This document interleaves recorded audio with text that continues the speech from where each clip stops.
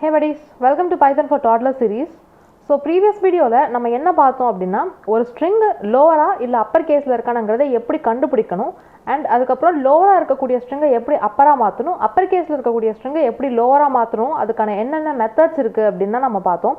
So previous video பார்க்காம யாராவது straight-ஆ அந்த வீடியோ பார்த்துட்டு இருக்கீங்க அப்படினா so please நீங்க அந்த வீடியோவை போய் பார்த்துட்டு வாங்க so that நம்ம further-ஆ பார்க்கக்கூடிய concepts எல்லாமே உங்களுக்கு இன்னும் better-ஆ புரியும். ஓகே இன்னைக்கு இந்த வீடியோல நம்ம என்ன பார்க்க போறோம் அப்படினா ஒரு லிஸ்ட்ல நிறைய எலிமெண்ட்ஸ் இருக்கும்போது அதுல எப்படி ஒரு சில எலிமெண்ட்ஸை நம்ம ரேண்டமா நம்ம செலக்ட் பண்றது அப்படினா நம்ம பார்க்க போறோம். ஓகே ஜூபிட்டர் நோட்புக் ஓபன் பண்ணிக்கலாம். ஸோ லிஸ்ட்னா என்ன அப்படின்னு நம்ம ஆல்ரெடி நம்ம வந்து டீட்டெயிலாக பார்த்துருக்கோம். ஸோ லிஸ்ட்னா என்ன அப்படின்னா பைத்தானில் இருக்கக்கூடிய ஒரு டேட்டா டைப் தான் லிஸ்ட்டு. ஸோ இது லிஸ்ட் வேரியபிளாக இல்லையாங்கிறது எப்படி கண்டுபிடிக்கணும் அப்படின்னா இதை வந்து எப்பயுமே நாம் இந்த மாதிரி ஸ்கொயர் ப்ராக்கெட்ஸ்குள்ளே டினோட் ஆகிருந்தது அப்படின்னா அதை வந்து நம்ம லிஸ்ட்டுன்னு பார்த்துருந்தோம். ப்ளஸ் மோரோவர் லிஸ்ட்டில் என்னென்ன மெத்தட்ஸ் இருக்குங்கிறதையும் நம்ம டீட்டெயில்டாக நம்மளோட தியரட்டிக்கல் வீடியோஸில் போட்டிருக்கோம். ஸோ இந்த இடத்துல உங்களுக்கு லிஸ்ட்னா என்ன இது என்னது இது ஸ்கொயர் ப்ராக்கெட்ஸ் உங்களுக்கு ஏதாவது டவுட் இருந்தது அப்படின்னா ஸோ ப்ளீஸ் நீங்கள் நம்ம முன்னாடி போட்டிருக்க தியரட்டிக்கல் வீடியோஸ் ரெஃபர் பண்ணுங்கள். இப்போ நம்ம என்ன பண்ண போகிறோம் அப்படின்னா இப்போ நம்மக்கிட்ட வந்து ஒரு லிஸ்ட் இருக்குது. அந்த லிஸ்ட்டில் வந்து நம்மக்கிட்ட நிறைய சீக்வன்ஸ் ஆஃப் ஒரு நம்பர்ஸ் இருக்குன்னு வச்சுக்கலாம். ஸோ ஃபஸ்ட்டு ஸோ என்ன நம்பர் அப்படின்னா ஸோ ரேண்டமாக நான் ஒரு சில நம்பர்ஸ் எழுதுறேன். ஸோ 189 100 அதுக்கப்புறமேட்டு 200 அதுக்கப்புறமேட்டு 6 அதுக்கப்புறம் 8 அதுக்கப்புறமேட்டு 10. ஸோ இந்த மாதிரி நம்மக்கிட்ட ஒரு லிஸ்ட் வந்து இருக்குது. ஸோ அதுக்கப்புறம் செகண்ட் நம்மக்கிட்ட இன்னொரு லிஸ்ட் என்ன இருக்குது அப்படின்னா ஸோ ஃபுல்லாக அதில் வந்துட்டு நேம்ஸ் வந்து இருக்குது. ஸோ நேம்ஸ் அப்படின்னா எந்த மாதிரி அப்படின்னா நம்ம ஏதாவது யூசர் நேம் மாதிரியே நேம்ஸ் வச்சுக்கலாம். So for example first name வந்துட்டு கணேஷ் அப்படின்ட்டு இருக்குது. அதுக்கப்புறமேட்டு செகண்ட் நேம் என்ன இருக்குது அப்படின்னா சக்தி அப்படின்ற ஒரு நேம் இருக்குது. அதுக்கப்புறமேட்டு தேர்ட் நேம் என்ன இருக்குது அப்படின்னா அனு அப்படின்ற ஒரு நேம் இருக்குது. அதுக்கப்புறம் ஃபோர்த் என்ன நேம் இருக்குது அப்படின்னா பிரியா அப்படின்ற ஒரு நேம் வந்து நம்மக்கிட்ட இருக்குது. ஸோ இதுதான் நம்மக்கிட்ட இருக்கக்கூடிய ரெண்டு லிஸ்ட்டு. ஸோ இப்போ நம்ம பண்ண வேண்டிய டாஸ்க் என்ன அப்படின்னா இந்த லிஸ்ட்டில் இருந்து ரேண்டமாக ஒரு நம்பரை நாம் வந்து எப்படி செலக்ட் பண்ணுறது அப்படின்னு தான் பார்க்க போகிறோம். ஸோ இந்த கான்செப்ட் வந்து ரொம்ப சின்னதான் பட் ஆனால் இதோட யூசேஜ் வந்துட்டு நம்ம பெரிய லெவலில் கோட் பண்ணும்போது நமக்கு ரொம்பவே யூஸ்ஃபுல்லாக இருக்கும். ஸோ ஃபார் எக்ஸாம்பிள் ஒரு கிளாஸில் நம்மக்கிட்ட வந்து ஃபார் எக்ஸாம்பிள் இது நீங்கள் வந்து ரோல் நம்பர் அப்படின்னு வச்சுக்கோங்க. ஸோ ரோல் நம்பர் ஆஃப் ஸ்டூடெண்ட்ஸோட ரோல் நம்பர் எல்லாமே நம்மக்கிட்ட இருக்குது. அந்த ரோல் நம்பர்லேருந்து ரேண்டமாக ஒரு ஸ்டூடெண்ட்டை செலக்ட் பண்ணணும் அப்படின்னா நம்ம வந்துட்டு இந்த மாதிரி சாம்பிள் கோட்ஸ் யூஸ் பண்ணி நம்ம வந்துட்டு ரொம்பவே ஈஸியாக நம்ம வந்து ரன் பண்ணிக்கலாம். ஸோ செகண்ட் நம்ம என்ன பண்ணுறோம் அப்படின்னா ரேண்டமாக ஒரு நேம் ஒரு லிஸ்ட்லேருந்து நம்ம எடுக்கணும் அப்படின்னா இந்த மாதிரி கோட்ஸ் யூஸ் பண்ணி நம்ம வந்துட்டு எடுத்துக்கலாம்.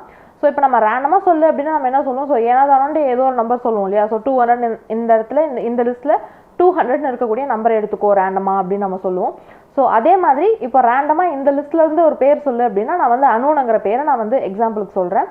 ஸோ இந்த மாதிரி நம்ம ரேண்டமாக செலக்ட் பண்ணுவோம் இல்லையா. ஸோ இதுவே இப்போ லிஸ்ட் வந்து ரொம்ப பெருசாக இருந்தது அப்படின்னா நம்ம செலக்ட் பண்ணுறது மேனுவலாக பண்ணுறது கொஞ்சம் கஷ்டமாக இருக்கும் இல்லையா. ஸோ இப்போது நாம் இந்த மாதிரி எப்படி நம்ம பார்த்தே ரேண்டமாக ஒரு எலமெண்ட்டை செலக்ட் பண்ணோமோ அதை பைத்தான் ஸ்கிரிப்ட் யூஸ் பண்ணி எப்படி பண்ணுறது அப்படின்னு நம்ம வந்து பார்க்கலாம்.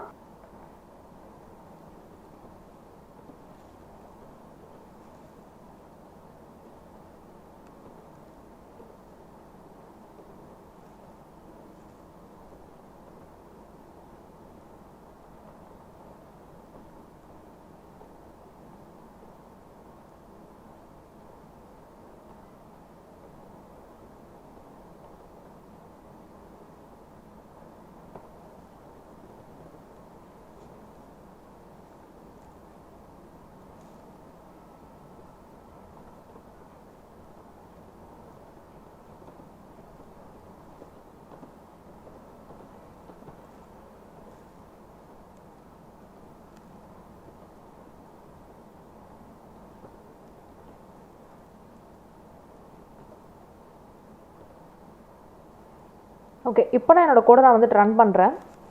ஸோ இப்போ ரன் பண்ணும்போது பார்த்தீங்கன்னா எனக்கு அவுட்புட் வந்து 6 அப்படின்னு வந்து அவுட்புட் வந்திருக்கு. ஸோ இப்போது இந்த இடத்துல இந்த கோடில் என்ன நடக்குது அப்படின்னு நம்ம பார்க்கலாம். ஸோ ஃபஸ்ட் லைனில் நம்ம என்ன சொல்லியிருக்கோம் அப்படின்னா இம்போர்ட் ரேண்டம் அப்படின்ட்டு ஒரு மாடியூலை நம்ம வந்து யூஸ் பண்ணுறோம். ஸோ ஆல்ரெடி நம்ம வந்து கேலண்டர் டிஸ்பிளே பண்ணுற ஒரு ப்ரோக்ராம்லலாம் இம்போர்ட் மாடியூல்னால் என்ன நம்ம பார்த்தோம். ஸோ இந்த மாதிரி மாடியூல்ஸ் வந்து நம்மக்கிட்ட பைத்தானில் நிறைய மாடியூல்ஸ் இருக்குது. ஸோ இந்த மாதிரி மாடியூல்ஸ் யூஸ் பண்ணி அதில் இருக்கக்கூடிய மெத்தட்ஸ் யூஸ் பண்ணி நம்மளால் நிறைய ப்ரோக்ராம்ஸை ரொம்பவே சிம்பிளாக பண்ண முடியும். ஸோ அதே மாதிரி தான் லிஸ்ட்டில் இருக்கக்கூடிய எலமெண்ட்டை ரேண்டமாக ஒரு நம்பரை ஃபெச் பண்ணுறதுக்காக நாம் இந்த ரேண்டம்ங்கிற ஒரு மாடியூல் வந்து யூஸ் பண்ணுறோம். ஸோ ரேண்டம் மாடியூல் யூஸ் பண்ணணும் அப்படின்னா ஸோ ஃபஸ்ட் நம்ம பைத்தான் ஸ்கிரிப்டில் நம்ம வந்து சொல்லணும் இந்த மாதிரி ரேண்டம்ங்கிற ஒரு மாடியூலை நான் வந்து யூஸ் பண்ண போகிறேன் அப்படின்ட்டு நம்ம வந்து சொல்லணும். அதை சொல்கிறதுக்காக தான் இம்போர்ட் ரேண்டம் அப்படின்ற லைன் வந்து நம்ம ஃபஸ்ட்டு கொடுத்துருக்கோம். செகண்ட் லைன் என்ன சொல்லியிருக்கோம் அப்படின்னா ஒரு லிஸ்ட் ஒன்று கிரியேட் பண்ணி அதில் நம்பர் ஆஃப் எலமெண்ட்ஸ் வந்து நம்ம இந்த இடத்துல கொடுத்துருக்கோம். ஸோ தேர்ட் லைனில் என்ன சொல்கிறோம் அப்படின்னா பிரிண்ட் ஸ்டேட்மெண்ட்டில் டபுள் கோட்ஸ்குள்ளே ரேண்டம்லி செலக்டட் நம்பர்ஸ் அப்படின்ட்டு சும்மா நம்ம ஒரு டெக்ஸ்ட் இந்த மாதிரி ஒன்று கொடுத்துட்டு என்ன பண்ணுறோம் அப்படின்னா இந்த இடத்துல random dot choice of L1 அப்படின்னு வந்து கொடுத்துருக்கோம். ஸோ இந்த பிக்டோரியல் ரெப்ரசன்டேஷனில் பார்த்தோம்னா இன்னும் கொஞ்சம் நல்லா புரியும். ஸோ ரேண்டம்ங்கிறது ஒரு மாடியூலோட பேர். ஸோ அந்த மாடியூலோட பேரை நான் இந்த இடத்துல வந்து எழுதிடுறேன். ஸோ இந்த மாடியூலில் நம்மளுக்கு என்ன இருக்குது அப்படின்னா நிறைய மெத்தட்ஸ் வந்து நம்மளுக்கு வந்து இருக்குது. ஸோ எல்லா மெத்தட்ஸுமே எழுத முடியாது, அதனால் நான் சும்மா மெத்தட்ஸ் இருக்குனுங்கிறதுக்காக டாட்டில் ரெப்ரசென்ட் பண்ணுறேன். இதில் இருக்க ஒன் ஆஃப் தி மெத்தட் தான் நம்மளுக்கு வந்து சாய்ஸ். இந்த சாய்ஸ்னுங்கிற இந்த மெத்தடை யூஸ் பண்ணி தான் நாம் வந்துட்டு இந்த ரேண்டம் எலமெண்ட்டை ஃபெச் பண்ணுறோம். ஸோ இந்த ரேண்டமில் இருக்கக்கூடிய மெத்தட்ஸில் இந்த சாய்ஸ்னுங்கிற மெத்தடை எடு அப்படின்றத நாம் இந்த இடத்துல சொல்கிறோம்.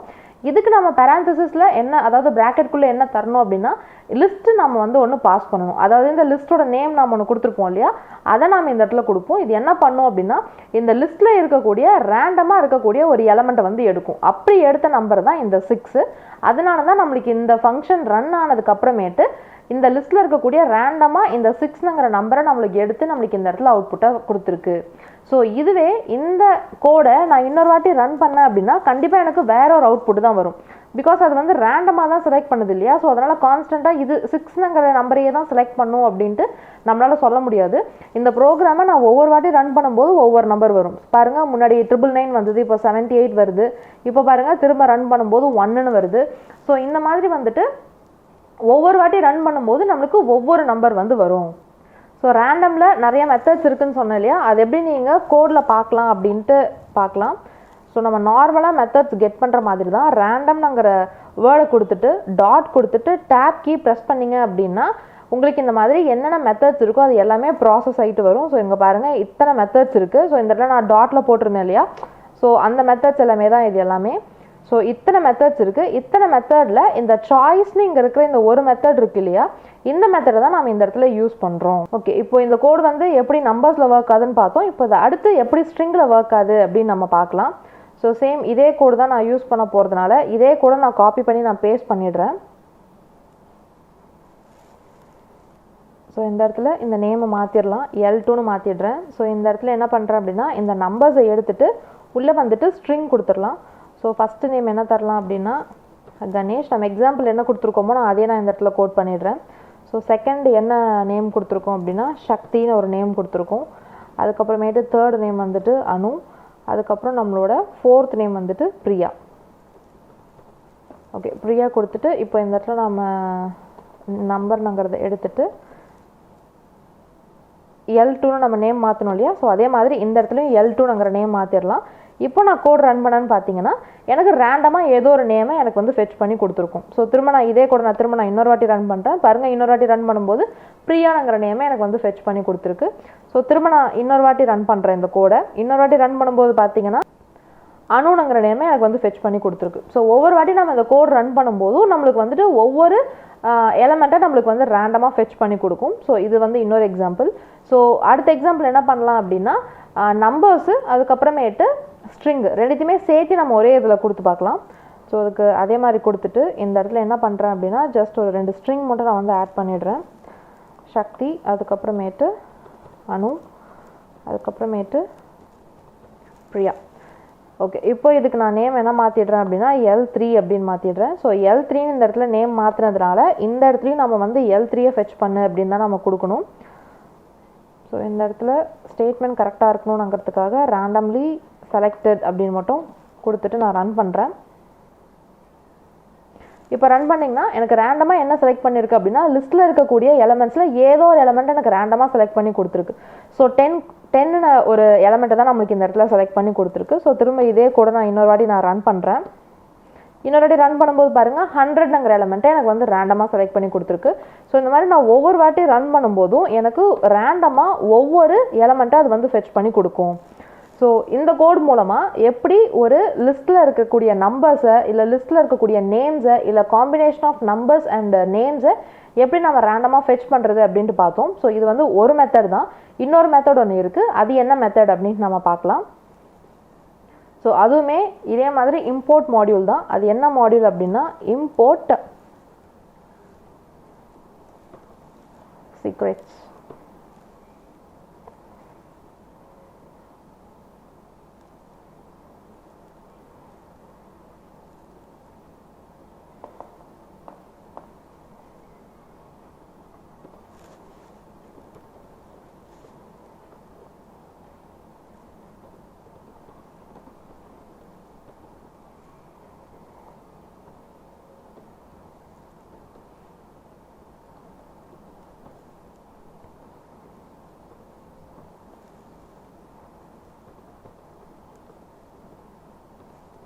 ஓகே, இப்போ நான் இந்த கோடை ரன் பண்ணுறேன்.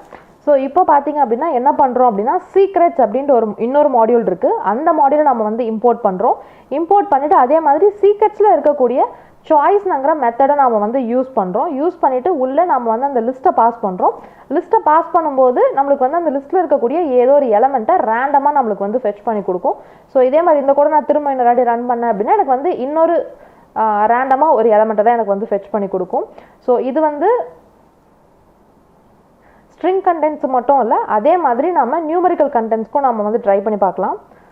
ஸோ அதுக்கு என்ன பண்ணுறேன் அப்படின்னா இதே கூட காப்பி பண்ணிவிட்டு நியூமரிக்கல் வேல்யூஸ் கொடுத்துடலாம். ஸோ இதுக்கு வந்து L5 அப்படின்னு கொடுத்துடலாம். ஸோ கொடுத்துட்டு இந்த இடத்துல கண்டென்ட்ஸ் வந்துட்டு ஜஸ்ட் நம்ம நம்பர்ஸ் கொடுத்துடலாம். 1, 34, 56, 78, 90, 45, 333, 555. ஸோ ஜஸ்ட் நான் ரேண்டமாக ஒரு நம்பர்ஸ் கொடுத்துட்றேன். கொடுத்துட்டு இந்த இடத்துல இந்த பேராமீட்டரும் L5ன்னு கொடுத்துட்டு நான் ரன் பண்ணுறேன். ஸோ ரேண்டம்லி செலக்டட் நம்பர் வந்து 34 அப்படின்னு எனக்கு வந்து ரேண்டமாக ஏதோ ஒரு நம்பர் வந்து செலக்ட் பண்ணும். நான் ஒவ்வொரு வாட்டி ரன் பண்ணும்போதும் எனக்கு வந்து ரேண்டமாக இருக்கக்கூடிய நம்பர்ஸை எனக்கு வந்து செலக்ட் பண்ணி கொடுக்கும். ஸோ இது வந்து அதே மாதிரி தான். இப்போ சப்போஸ் இதில் வந்துட்டு இதுலேயும் நம்ம ஸ்ட்ரிங்ஸ் கூட நம்ம வந்து இதில் ஆட் பண்ணிடலாம். ஸோ ஸ்ட்ரிங் கொடுத்தாலுமே ரேண்டமாக செலக்ட் பண்ணும்போது அது எதர் ஸ்ட்ரிங்கையும் செலக்ட் பண்ணலாம், இல்லாட்டி நம்பரையும் செலக்ட் பண்ணலாம். ஸோ அது எது செலக்ட் பண்ணணுங்கிறது அன்பிரடிக்டபிள். ஸோ இப்போ இந்த கோடு கொடுத்தாலுமே எனக்கு வந்து ரன் ஆகும். ஸோ இப்போ பாருங்கள், நம்ம ரேண்டமாக செலக்ட் பண்ணும்போது நம்மளுக்கு நேமை கூட இது வந்து நம்மளுக்கு ரேண்டமாக ஃபெச் பண்ணி கொடுத்துருக்கு. ஸோ இதுவும் அதே மாதிரி தான். நான் ஒவ்வொரு வாட்டி ரன் பண்ணும்போதும் எனக்கு நேம்ஸ் வந்து மாறிட்டே தான் இருக்கும். ஐ மீன் எலமெண்ட்ஸ் வந்து மாறிட்டே தான் இருக்கும்.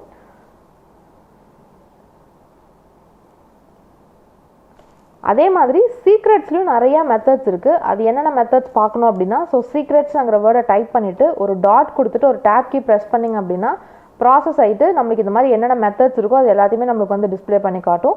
இதில் இருக்கக்கூடிய இந்த சாய்ஸ்ங்கிற மெத்தடை தான் நம்ம வந்து இந்த இடத்துல யூஸ் பண்ணியிருக்கோம்.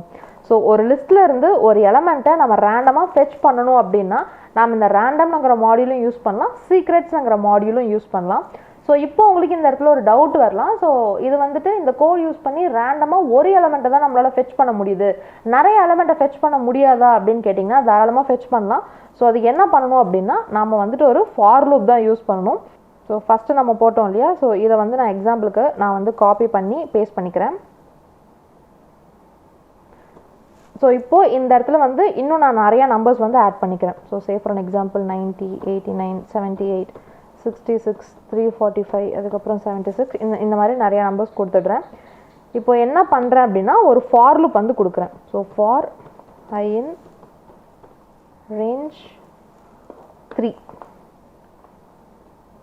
அப்புறம் கோலன்.